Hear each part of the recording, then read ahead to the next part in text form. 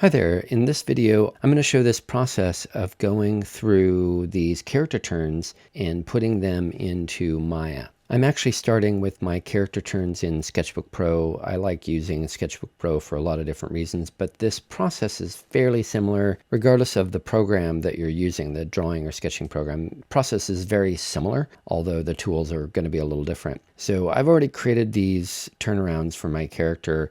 And generally in turnarounds, you're probably going to have, a front, a side, a 3/4, a back. And in this, I'm just kind of simplifying it for my demonstration purposes, where I just have the front, the back, and the side view. I've separated them out into different layers. And then I have these lineup layers that I'm showing too. So the reason I did this is so that I could separate them out, and I'm going to use these as image panes in Maya so I can place each view on an image pane and then start modeling in Maya. So I'm going to show, let's say, just the front view, and I'm going to select it all. And if you're on a PC, you can do Control A, or I'm using Command A, or you can go up to Edit, Select All. And then I'm going to go to Copy.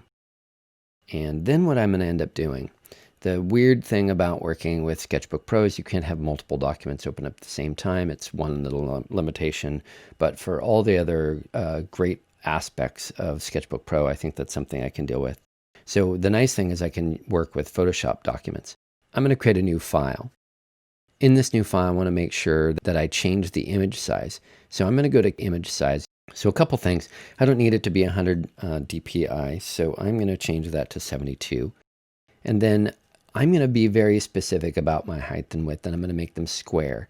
Maya likes textures and images that are square. It deals with them a lot easier, and I'll show you that when I get to that point. But I'm going to make sure that it's 1024, and then I'm going to make sure it's 1024 by 1024. I want to make it square. Right now, you'll notice that it changed the height based on the width. And I just need to turn off Keep Proportions, and then I can make that 1024. And then I'm going to click OK. And I'm going to paste my side view in. And what I usually want to do is I want to have sort of a lineup at the bottom. Now, I could scale this up. Like, this is not going to be something that I need to display. Normally, I wouldn't scale anything up because when you scale things up, you're losing quality. Now, in this case, I'm just using it for modeling. So I'm going to scale it up, and I don't need to move it up too much. And what I'm doing is I can hold down the Shift key to zoom in. But I'm going to use this to scale. And I can just bring it so that I'm pretty much right there. I can go right to the bottom of my screen to make sure, right? And then I scale it back down just a little bit. I'm going to go right there in the middle, and I'm going to try to scale it so the top and the bottom are right there at the top of the image. Now, it doesn't have to be precise and exact, but I'm going to try to get it as close as possible. And that looks pretty good, right? And so what I'm going to end up doing after this is I'm going to just go ahead and save it. I don't need to save. This is sort of an intermediate image. I'm just taking it from the top of the character to the bottom of the character. I'm going to do File and Save As.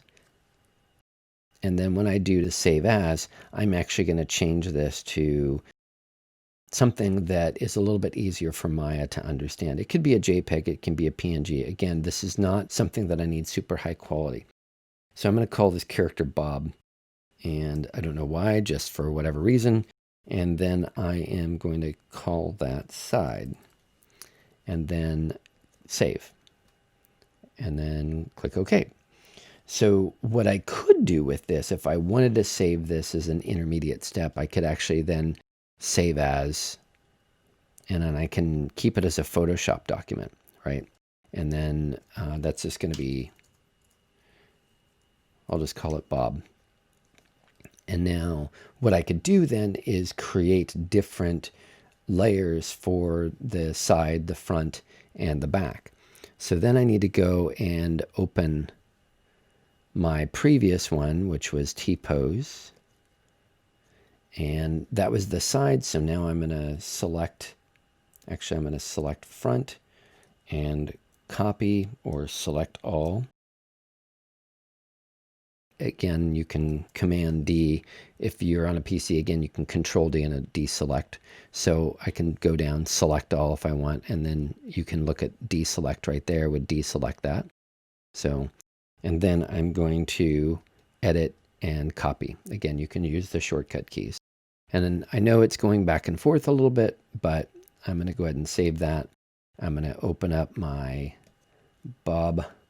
I am going to make a new layer, and that's adding a new layer. I'm going to hide the previous one. I'm going to paste this in. I can move it around, and then I am going to scale them up. And I'm going to, so if I hold down Shift, I can zoom in and out a little bit. And then I can get this guy to be kind of the right size of the screen. Now I realize that one of my problems is that I'm going to have to resize the other one because the hands need to be in the screen. So I need to keep them on the screen so I can, when I'm modeling, I can get that in there. So I'm going to put him right down there at the bottom. And it doesn't have to be perfect, but I want it to be pretty close. So then what I could do is I can show the other layer,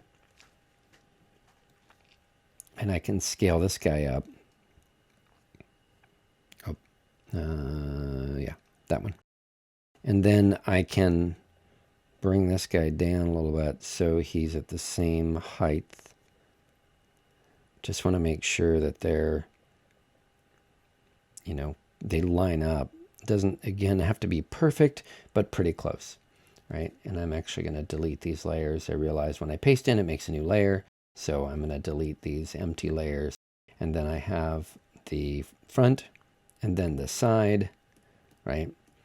And then I am going to go back. I'm going to go ahead and save this. Actually, I'll keep these in view and then save and then open. Go back to my previous T-pose. And then I'm going to select the back. And again, edit, select all, edit, copy. Again, use shortcut keys if you can. And then open. And then I don't need to save that. I just copied. And then I'm going to go back to this one. And I'm going to paste, edit and paste. And then I've got him in here. And I'm going to scale him up. Gets a little confusing when you get all these characters in here at the same time, but I can kind of get them lined up pretty well. And that should be pretty well lined up. I'm going to zoom out just a little bit, kind of see. And now I'm going to hide the side, and you can see I've got the front and back pretty much well lined up. So now I'm going to go, I had already saved the side view, but I need to save it again because I originally saved it as a PNG and I then rescaled it, so I need to save it again. So I'm going to go with this one. This is the front view. So I'm going to go save as, and then I'm going to save it as a PNG, and that's going to be my front view. And Maya doesn't like spaces, so I always put an underscore instead of a space to indicate any kind of change from one to the other. So just try to keep your names, if you're using Maya, use an underscore in between any, or where you would have a space. So I'm going to go ahead and save, and then I'm going to go to the back view and then save as, and then I'm going to name that back. And then make it a PNG, PNG, save.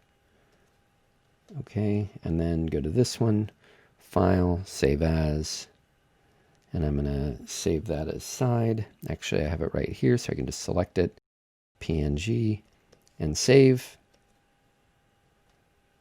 And that's okay. All right, now I have a Photoshop document that's got them all on the same, the same size, and I've got this texture.